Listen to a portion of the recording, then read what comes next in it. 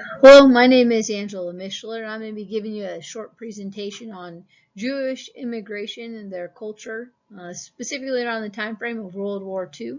We will talk a little bit about Jewish culture prior to the war, during the war, and then post-war.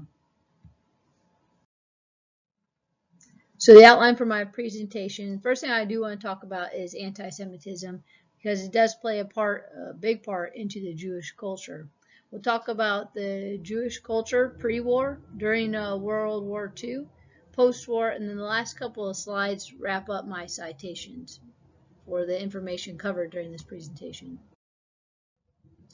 So the definition here of anti-Semitism comes from the International Holocaust Remembrance Alliance. It is a, as they call, a living, breathing definition, so it is ever-changing, but they define anti-Semitism as a certain perception of Jews which may be expressed as hatred toward Jews. Rhetorical and physical manifestations of anti-Semitism are directed toward Jewish or non-Jewish individuals and or their property, toward Jewish community institutions or religious facilities. Again, this is a working definition, and it could change, but this is what they have defined it so far. This is a big part of the Jewish culture. Anti-Semitism is not something recent in history. It's not something that just occurred during the Holocaust and World War II, but it has been a part of the Jewish history dating back to the Roman times, when the Christian church and Christianity believed that the Jews were the ones who persecuted Jesus, their Savior, and that they are held responsible for his death.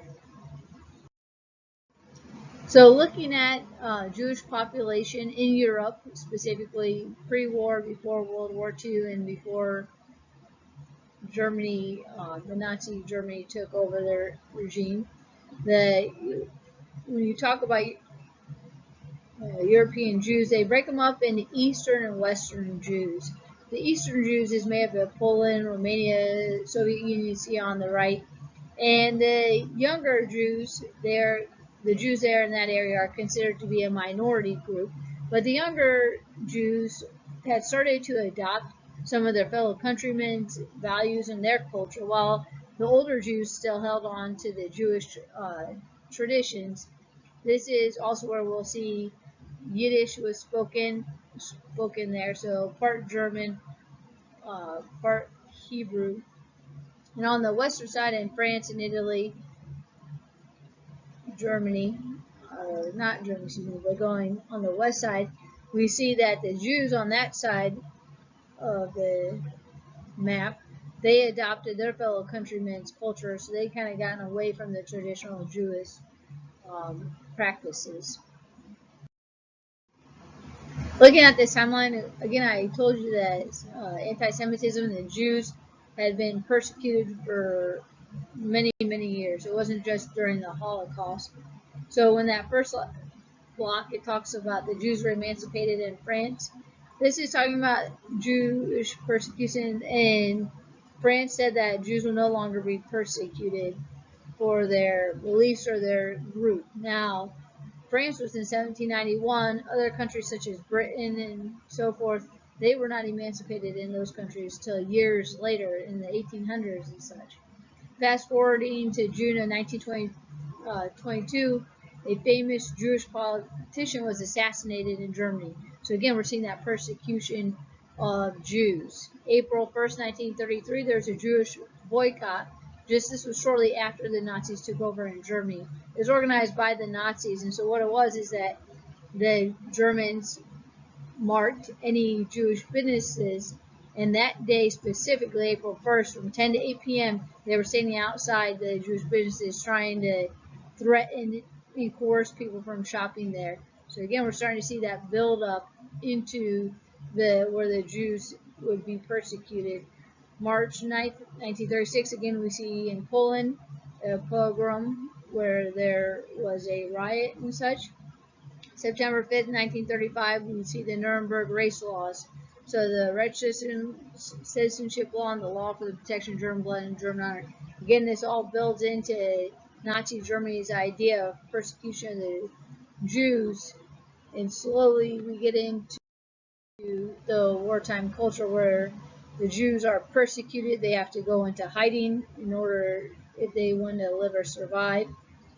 I bring up this wartime culture. A little bit of the U.S. got involved into this token shipment while refugees were trying to disperse across anywhere they could go in Europe or out of Europe in Italy. The U.S. knew what was going on, but there was also a lot of anti-Semitism going on in the U.S. So President Roosevelt was a little bit afraid, some would say, to harbor any more Jewish people, but they also just were trying to keep hands off and not get involved. But he had set up a war refugee board. In 1944, they set up a refugee camp in Fort Oswego, New York. What happened during that time, though, the culture for the Jews, again, they took a train ride into this refugee camp. The men and women were separated for showers for sterilization. The camp had 3 strings of barbed wire around the fence, so in their minds, they were living the same culture of the war and in a concentration camp, moving just to another camp in a different country. So it was a scary time for them.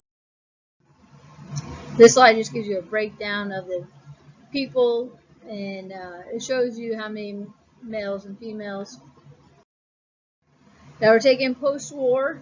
Karl Marx was quoted as, "How can I possibly, after all that has happened, live in Germany as a Jew?"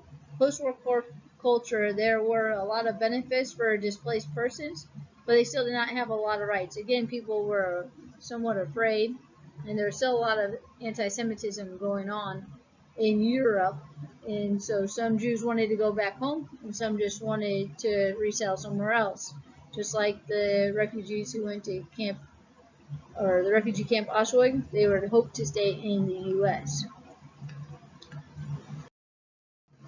These are my citations.